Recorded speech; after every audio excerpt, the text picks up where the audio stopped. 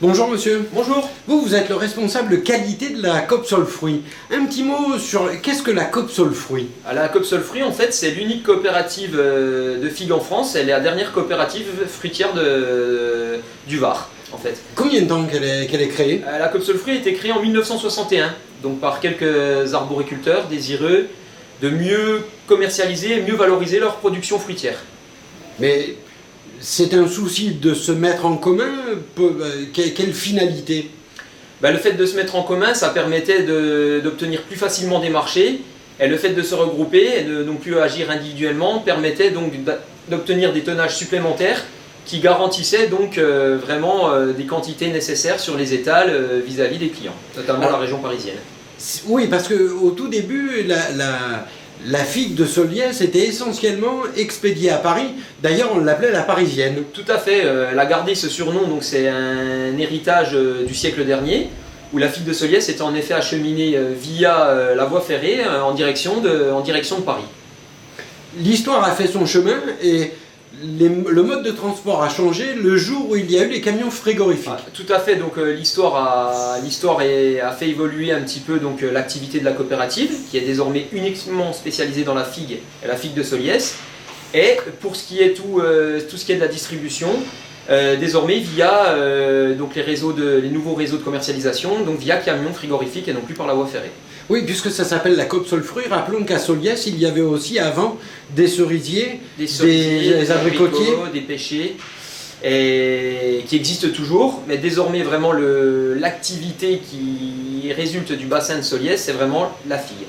Et les arboriculteurs ont alors bien compris l'avantage d'être en coopérative, puisque c'est la Copsolfruit qui a eu à pousser le dossier administratif pour avoir l'appellation d'origine contrôlée. Tout à fait, donc la Copsolfruit n'a pas été à l'instigation, mais ça a été la locomotive du projet, puisque c'est le syndicat d'appellation qui a porté le projet, mais sachant que la coopérative, les effectifs de la coopérative constituent 90% du syndicat, donc la Copsolfruit a été vraiment la locomotive et occupe désormais le leadership au niveau de l'appellation. Alors vous, votre titre, c'est responsable qualité. Comment dans une coopérative on est responsable qualité? Quelle est l'essence de votre travail? Alors l'essence de mon travail, c'est pas seulement l'emballage, donc dans la station. En plus, on a une nouvelle trieuse calibreuse, on a modernisé nos infrastructures. C'est aussi tout le travail en amont, au niveau des conditions de production, au niveau du verger. Donc pour apporter le conseil technique déjà aux arboriculteurs qui puissent optimiser donc leur potentiel de production, puisque même si on est dans le pays de la figue, dans un terroir vraiment spécifique, propice à la production du figuier, il faut savoir quand même qu'à côté de ça, il faut apporter un conseil et aider les arboriculteurs à optimiser justement leur potentiel de production. Dans la mise en palette, il y a un problème, c'est que la figue a du latex. Et c'est pour ça que vous avez changé votre matériel, pour avoir des outils plus performants?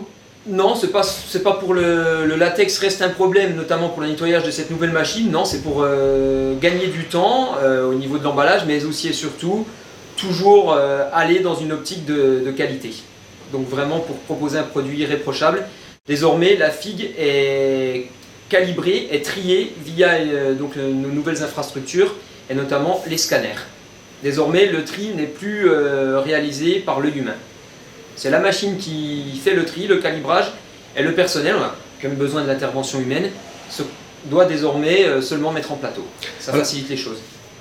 C'est un grand pas dans la modernité, de l'arrivée des scanners. C'est la première année que vous avez cette machine? Alors, cette machine a été acquise l'an passé, donc c'est la deuxième année. Donc l'année dernière, il y a eu forcément quelques réglages, quelques ajustements à faire, puisque c'est un matériel qui était perfectible. Et cette année, on va dire que la récolte est bien lancée, sous de bons auspices, la récolte est précoce, la machine fonctionne, donc comme on disait, c'est une touche de modernité dans un univers quand même de tradition. Cette année, les estimations de production, vous faites combien de kilos à l'hectare? On reste à une estimation, donc sur certaines parcelles, je pense que cette année, on va faire 15 tonnes hectares, ce qui est assez conséquent, environ 60 kg par arbre.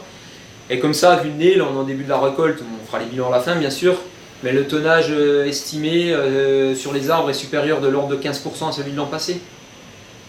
La commercialisation, c'est essentiellement dans la région, comment ça se passe? Alors la commercialisation, c'est surtout au niveau national, puisqu'au au niveau départemental, on va dire que, bien entendu, on peut trouver des figuiers un peu partout, donc nous on a tendance à expédier un peu plus loin. On a quand même un magasin de vente directe, bien entendu, pour recevoir nos clients. Donc c'est surtout au niveau donc régional, national et un petit peu à l'export, à l'Europe. Donc Suisse, Allemagne et un peu l'Angleterre. Vos principaux concurrents au niveau de l'Europe, c'est les Espagnols et les Turcs? La Turquie surtout, qui a une variété, on va dire... Oui, c'est pas de la bourge à saute, hein. Elle ressemble au niveau de la couleur, mais c'est pas la même variété. Mais donc c'est une figue qui arrive à peu près en même temps, mais désormais avec le label AOP, on arrive vraiment à se positionner sur le marché en tant que gage de qualité. Et désormais le client est vraiment fidèle à notre produit malgré la concurrence étrangère. Pour vous, l'obtention de l'AOP, c'est une valeur ajoutée importante pour la commercialisation? Ah, tout à fait, déjà c'est une reconnaissance de la qualité du produit, de sa typicité, de son lien au terroir, et ça permet de générer de facto une plus-value assez intéressante. Eh bien écoutez, une dernière question, l'impact de la fête de la figue? Alors l'impact de la fête de la figue, c'est surtout donc au niveau local. Donc au niveau, mais c'est plus de 10 000 personnes quand même sur un week-end. Donc ça permet de mettre en valeur forcément le bassin de production, les arboriculteurs, ainsi que l'ensemble de la population locale qui s'investit. Il y a beaucoup de bénévoles. Donc c'est vraiment l'occasion de fêter aussi le point de départ de la saison. Et ça permet donc à nous autres arboriculteurs et professionnels de pouvoir répondre aux sollicitations de nos clients qui viennent à notre rencontre, de leur faire visiter donc des vergers, leur faire visiter la coopérative, afin qu'ensuite, parce qu'il y a quand même une clientèle basée beaucoup sur des estivants, afin que quand ils retournent chez eux, ils se rappellent de la figue de Solliès et quand ils la voient sur les étals, que ça devienne une habitude, on l'espère, d'avoir un peu de soleil dans leurs assiettes. Et bien écoutez, on va vous souhaiter une bonne récolte et on vous dit à bientôt. À bientôt, merci.